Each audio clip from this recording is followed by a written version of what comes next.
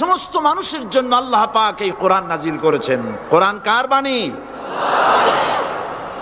এই কোরআনকে যারা অনুসরণ করবে তাদের সম্পর্কে আল্লাহ পাক বলেছেন, ফামান তাবিআ হুদায়া ফালা খাউফুন আলাইহিম ওয়ালা হুম ইয়াহজানুন। কোরআন যারা অনুসরণ করবে, কোরআন যারা মেনে চলবে, তাদের জন্য কোনো ভয় নাই, কোনো চিন্তা নাই। কোরআনের আইন যারা মানবে, কোরআনের শাসন যারা মানবে, তাদের জন্য কোনো ভয় নাই, চিন্তা নাই।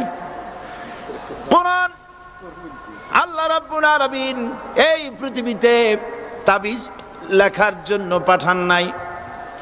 এ কোরআন শুধু চুমা খাওয়া, মাথায় লাগাবার জন্য, বুকে লাগাবার জন্য পাঠান নাই।